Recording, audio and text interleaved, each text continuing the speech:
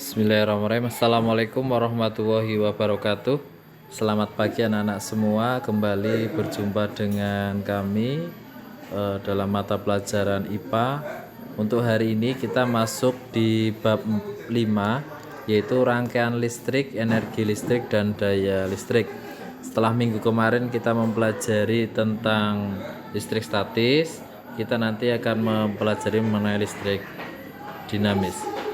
Ya, anak-anak semua, kita perhatikan dulu peta konsep pada hari ini, ya, dimana kita akan mempelajari yang namanya listrik dalam kehidupan sehari-hari yang sering kita gunakan, yaitu mengenai bagaimana cara kita menghemat energi listrik, ya, yaitu dengan menggunakan alat berdaya rendah, kemudian mematikan lampu pada siang hari, menggunakan energi listrik secara efektif, kemudian menutup keran air jika penampung sudah penuh. Itu salah satu, ya, salah satu bentuk contoh kita dalam menghemat energi listrik, ya. Kemudian kita masuk ke listrik dinamis, ya. Listrik dinamis nanti akan mempelajari 5 hal. Yang pertama rangkaian listrik, kemudian energi listrik, kemudian daya listrik, kemudian sumber energi listrik, kemudian energi alternatif. Kita masuk rangkaian listrik, energi listrik, dan daya listrik. Listrik ini menjadi sebuah kebutuhan yang sangat vital sekali bagi kehidupan manusia, karena kita tidak memungkiri lagi bahwa hampir kehidupan kita itu selalu berkaitan dengan yang namanya listrik. Dari kita memakai HP, kemudian kita menonton TV, pakai kipas angin, dan lain-lainnya, itu kita pasti menggunakan yang namanya listrik. Rangkaian listrik, kita akan masuk ke rangkaian listrik. Arus listrik adalah aliran muatan listrik. Muatan listrik tersebut mengalir dari kutub positif ke kutub negatif. Arah arus listrik sama dengan arah gerak muatan positif. Arus listrik dapat mengalir pada sebuah rangkaian listrik tertutup atau ujung-ujung rangkaian dalam keadaan tertutup. Kuat arus listrik ini dapat diukur dengan menggunakan ampermeter, ya, ampermeter. Kuat arus listrik menunjukkan banyaknya muatan listrik yang mengalir tiap sekon. Ini harus kamu perhatikan. Kuat arus listrik adalah banyaknya muatan listrik yang mengalir setiap sekon atau setiap detik. Satuan kuat arus listrik adalah ampere. Satuan tersebut diambil dari seorang ahli berasal dari Prancis, ya, namanya André Marie Ampère. Dari ini dapat ditarik sebuah persamaan rumus di mana I sama dengan Q per T, di mana Q itu adalah kuat arus listrik, kemudian Q itu muatan listrik, dan T itu adalah waktu. Masuk ke beda potensial, ya. Beda potensial listrik yaitu arus listrik mengalir dari daerah yang mempunyai potensial lebih tinggi atau kutub positif ke daerah yang memiliki potensial yang lebih rendah atau kutub negatif. Dengan demikian dapat dikatakan bahwa arus listrik dapat mengalir jika ada perbedaan potensial. Beda potensial antara dua titik dalam satu rangkaian listrik disebut juga dengan tegangan listrik. Sedangkan alat untuk mengukur beda potensial itu disebut dengan voltmeter. Kita masuk ke hukum Ohm, ya. Hukum Ohm, ya. Rangkaian listrik sederhana terdiri atas sebuah baterai, saklar listrik, voltmeter, dan lampu. Ya, jadi yang namanya dalam sebuah rangkaian itu pasti ada sebuah hambatannya dalam perjalanannya, ya.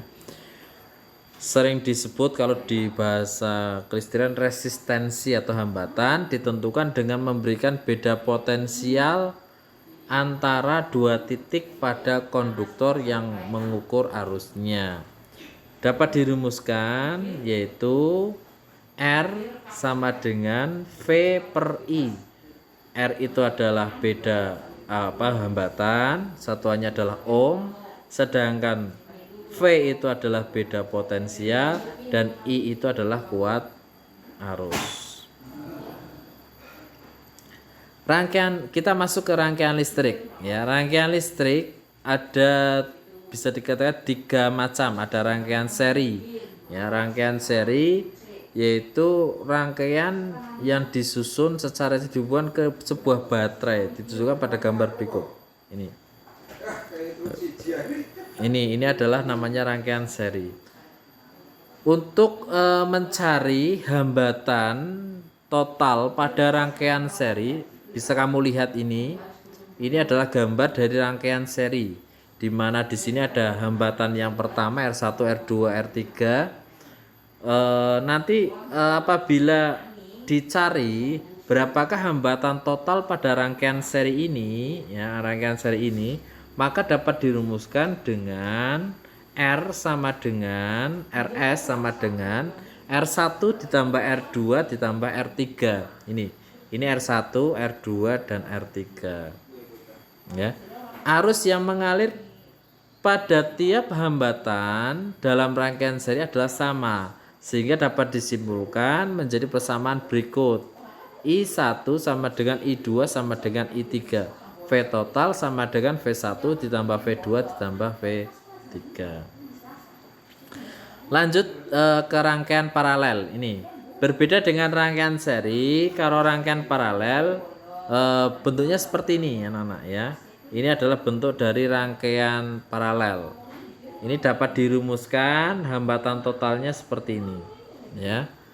Kemudian kita lanjutkan ke menentukan perbedaan hambatan beberapa jenis bahan konduktor, semikonduktor dan isolator. Ini. Jadi dalam perjalanannya arus listrik itu menentukan berapa hambatan yang dimiliki arus listrik ketika dia mengalir dari titik A ke titik B ya. Ketika dia dari titik A ke titik B, maka ada beberapa hal yang akan menentukan dalam menentukan hambatan pada sebuah penghantar. Yang pertama yaitu hambatan jenis, yaitu jenis kawat penghantar yang menghantarkan arus dari titik A ke titik B. Misalkan jenisnya itu dari tembaga, dari besi, dari misalkan dari aluminium, itu berbeda-beda ya. Nanti ada hambatan jenis pada setiap kawat, itu memiliki hambatan yang berbeda-beda. Kemudian A, luas penampangnya ya. Semakin besar kawat ya, kawat penghantar, maka hambatannya akan semakin kecil ya. Hambatannya semakin kecil. Bisa diibaratkan jalan. Antara jalan yang kecil dengan jalan yang besar, yang lebar, itu nanti banyak yang kecil. Untuk simpangan susah. Kalau yang lebar untuk simpangan sangat mudah. Kemudian panjang kawat ya. Panjang kawat. Bisa dicontohkan juga jalan raya. Kamu perjalanan dari sini, dari sekolah menuju ke pasar Cikadu misalkan. Itu hanya sekitar jaraknya 500 km. Hambatannya mungkin hanya sedikit. Tetapi ketika kamu perjalanan dari Cikadu menuju ke Pemalang sekitar 55 km, itu otomatis hambatannya akan semakin banyak. Sehingga semakin panjang kawat penghantar, maka hambatan yang akan dihasilkan akan semakin besar ya. Ini contoh ya, hambatan jenis pada sebuah kawat penghantar. Dia memiliki hambatan yang berbeda-beda ya. dari konduktor, semikonduktor sampai isolator. Kalau konduktor itu adalah benda-benda yang sangat mudah dialiri arus listrik ya. Sedangkan semikonduktor itu agak mudah, sedangkan isolator nanti tidak bisa dialiri arus listrik.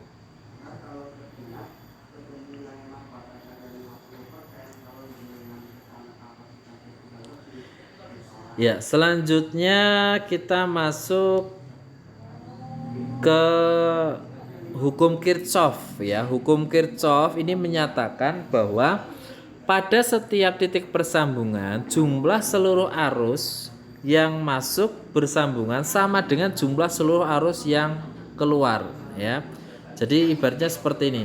Misalkan ini ada arus yang masuk seperti ini ya.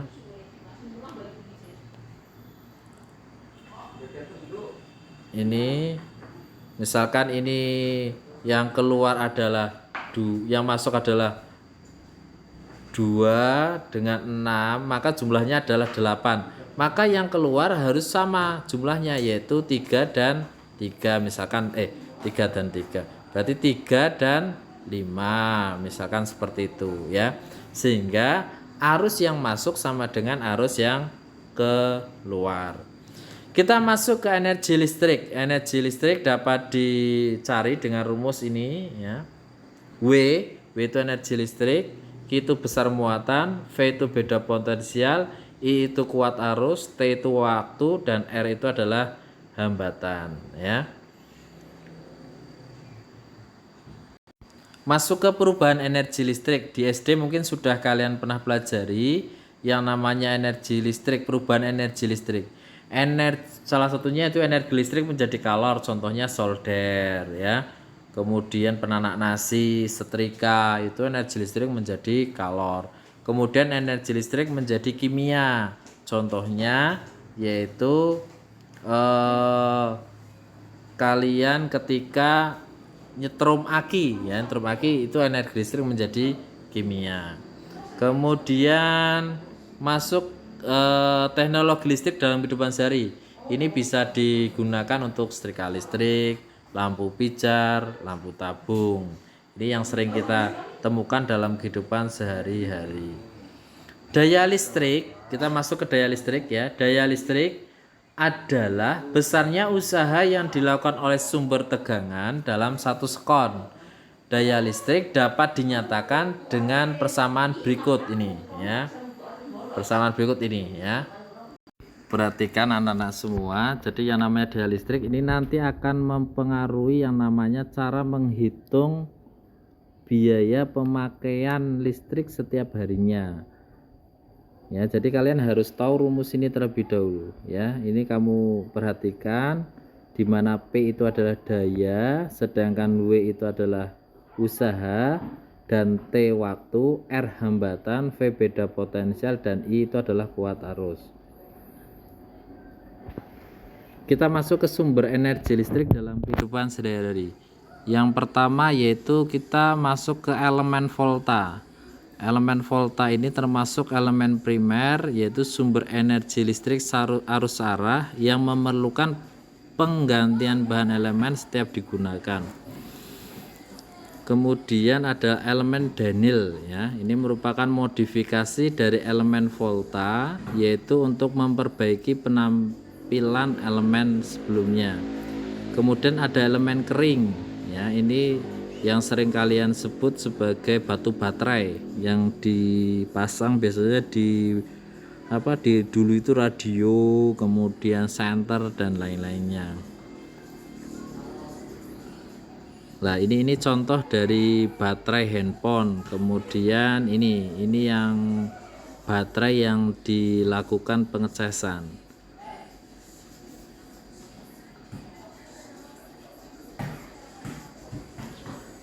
Ya, selanjutnya aki. Aki merupakan salah satu contoh elemen yang digunakan dalam kehidupan sehari-hari ya. Contoh elemen sekunder pada aki, yaitu bisa kalian lihat ketika kalian menggunakan sepeda motor itu kita pasti menggunakan aki untuk menyimpan sementara energi listrik yang dihasilkan oleh motor tersebut. Ya, sekarang kita masuk ke sumber energi listrik alternatif. Sumber energi listrik alternatif dalam kehidupan sehari-hari ini bisa kita